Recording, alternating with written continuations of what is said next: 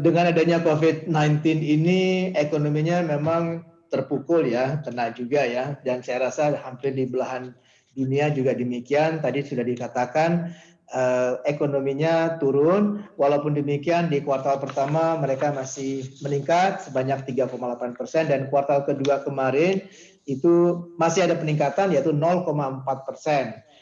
Kedepannya kuartal 3 dan kuartal keempat saya rasa sih karena situasinya sekarang sudah membaik ya, mungkin bisa balik minimal ke sekitar 2%.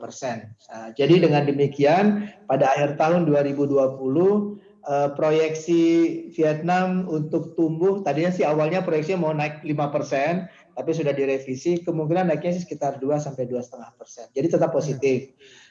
Dampaknya secara kasat mata terlihat ya, cukup banyak toko-toko yang tutup ya, terutama toko-toko dan bisnis yang terkait dengan pariwisata. Karena pariwisata di Vietnam itu cukup signifikan, jumlah turisnya tahun lalu mencapai 18 juta orang, sehingga pendapatan dari pariwisata itu cukup besar.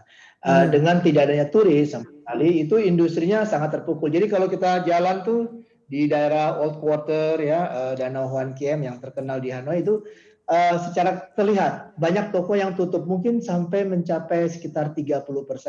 Tetapi kalau bisnis yang sifatnya di daerah suburb ya, suburban gitu ya, daerah tempat tinggal nampaknya tidak begitu terlihat. Jadi memang daerah-daerah pariwisata cukup terlihat, bahkan beberapa hotel juga masih tutup. Tentunya mungkin juga Indonesia demikian.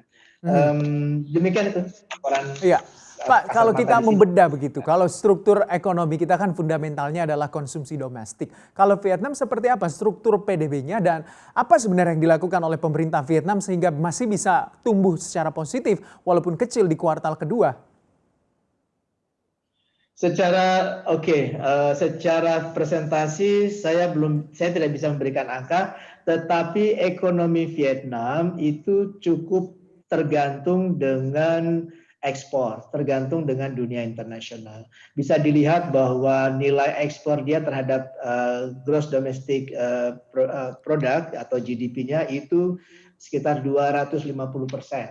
Jadi artinya nilai perdagangan dia itu jauh lebih besar daripada GDP-nya. Bandingkan dengan Indonesia yang mungkin sekitar kalau nggak salah 25 atau 30% ya dari total GDP.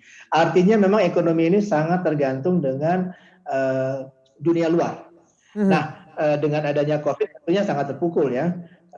Namun demikian nampaknya Vietnam ini dia berusaha keras dalam pengertian mencoba mengantisipasi dan memfasilitasi bisnis-bisnis yang sifatnya ekspor untuk produk-produk tertentu sehingga tetap bisa berjalan walaupun tetap terpengaruh. Contoh seperti garment, seperti sepatu itu tetap dia dorong, bahkan alat-alat kesehatan ya seperti masker, alat baju kesehatan dan beberapa produk yang terkait dengan kesehatan yang memang diproduksi oleh Vietnam itu mereka gencar.